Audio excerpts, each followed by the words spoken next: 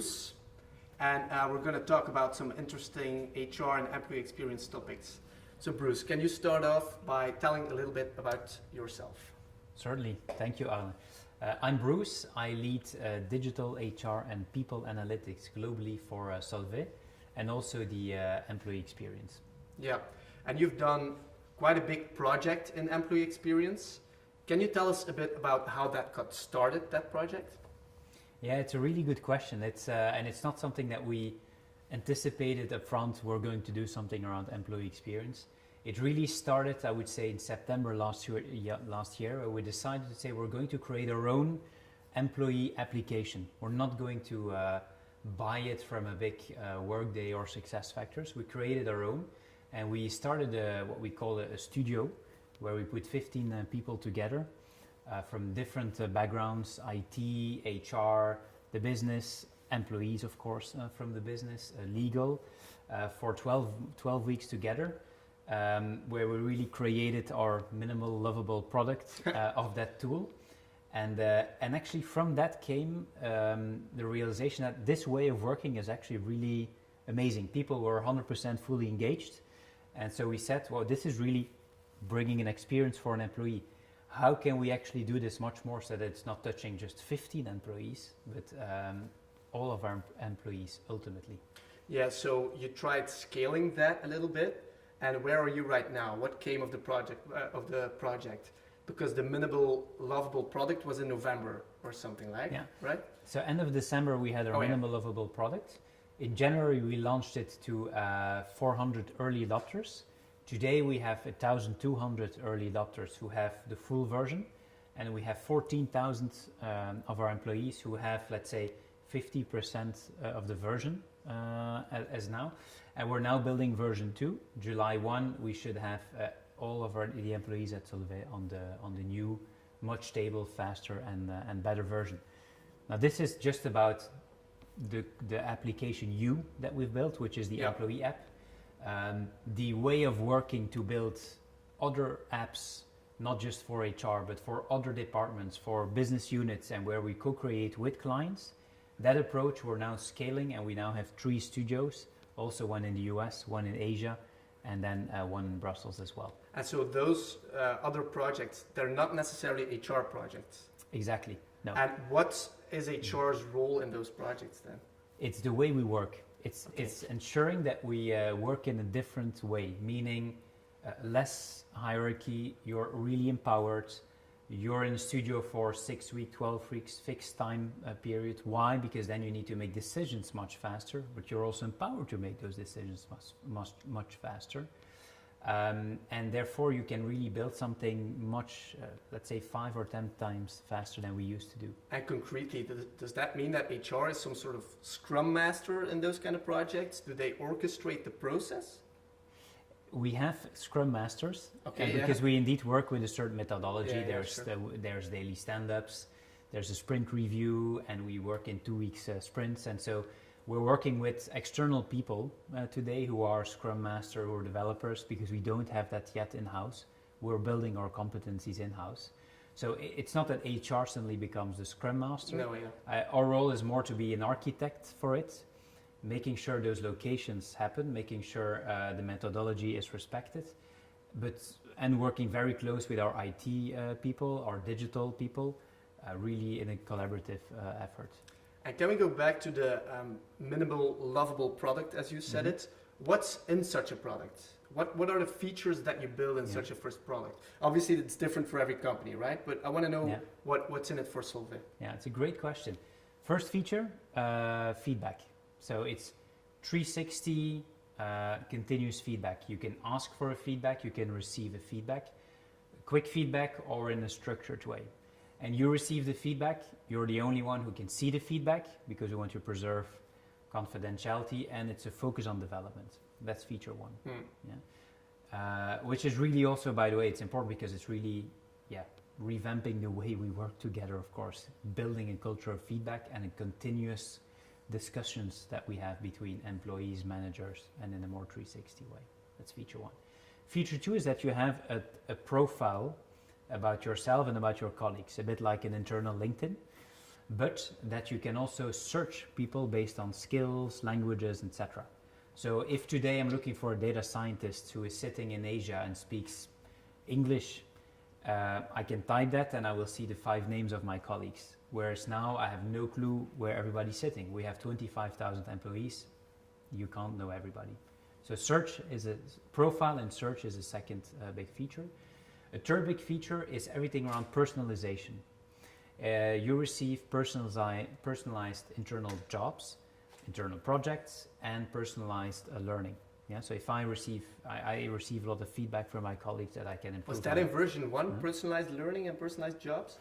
Personalized learning, yes. Personalized jobs, no. How did you do that? That takes like years of learning. You partnered with some company that already knew how to do that. Personalized learning, no. This was our internal data scientist actually who did that. The personalized jobs, we are indeed partnering with a younger company, 2-3 years startup, but already 2-3 years on the market, who has a really solid algorithm and who is a plug part of it. And did you know what happened in the business case before you started this project?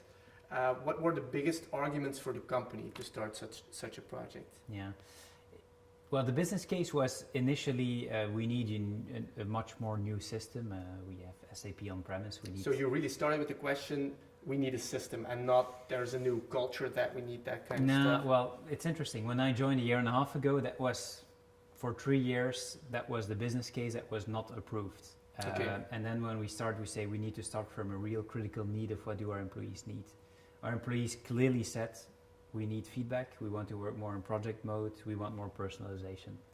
And that's where we then started to say we're doing test and learn pilots. We tested out Intuo, which was amazing for a lot of our colleagues to see how do you actually practice this feedback, etc.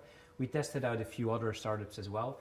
And then we decided to say we're going to create, it's a build and buy. So it's an ecosystem of creating our own, but with the startups that are helping us. And so but we're doing it, I would have to say, we're not buying one big system that costs millions. Mm-hmm. We're creating our own, let's call experience and our own application layer, but partnering with a few smaller startups that of course do not cost millions. And so back to the business case, in the end, did it get sold by saying that you needed a new system, or by saying that you needed a new culture and that kind of stuff? The second one, of course. And then there was a real story behind it, and then you could argue that the employees were requesting it as well. Exactly. Yeah. And so if I'm an HR person and I obviously have 2 options, I can hire Bruce and then you can start off the project. But what if I can't hire Bruce or people like you? Where would you advise those people to start learning, about employee experience, about product management, about all that digital stuff? What would your advice be for them? It's a good question. I think it's test and learn, and that means you need to be comfortable with ambiguity, and you need to be comfortable that in advance you don't know exactly what the outcome will be. When we started those 12 weeks, I couldn't sign that our minimal lovable product would be a good product, and it still has a lot of it's never in a way a perfect product. That doesn't exist, and you need to accept that. But you need to involve your employees, part of it, because that's how you create, of course, a product that employees really want. So you need to take a smart risk in a way. You have to be able to do that. Take a smart risk. You have to be able to find the right partners and ecosystem. So you need to look outside, not in your own company.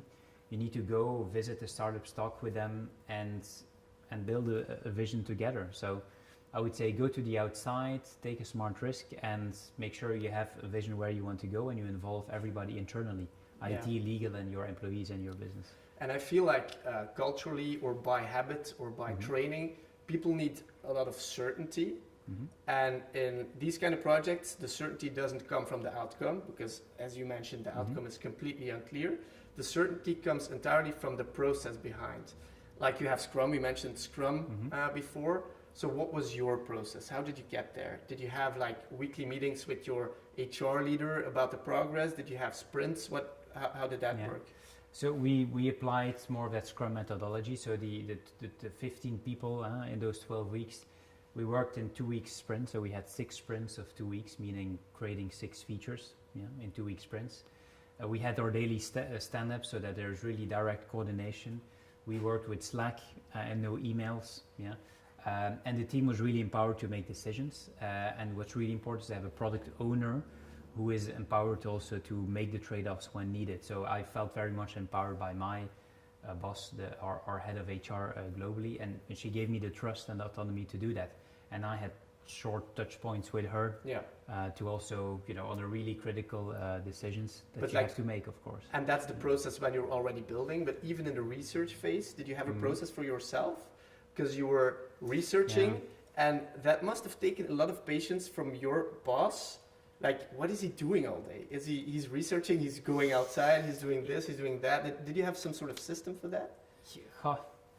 If you think about it, it's not that I had a really 100% well-defined plan. It's really then test and learn. Like we said, we tested out in Duo. 300 people were on it, and it also yielded real results. And so it's not that you just do some research and there's no outcome. You have real results, you align with stakeholders, you build a vision, and that's how piece by piece you embark the organization. So you really need to show on a short term as well that you're really going towards something. Exactly. All right, Bruce, any final advice for HR right now, for HR departments or HR managers in terms of employee experience? Listen to your employees. What do they want and what do they need? It's okay to not exactly know what the outcome will be. I think trust your I'm sure you have good people. Trust your people, find the right partners to go for it. Put your full energy in it, and think a bit out of the box, and don't go too, I would say, conservative or conventional with a big system that everybody has, because in a way you will never really differentiate, I would say. All right, thank you very much. Thank you.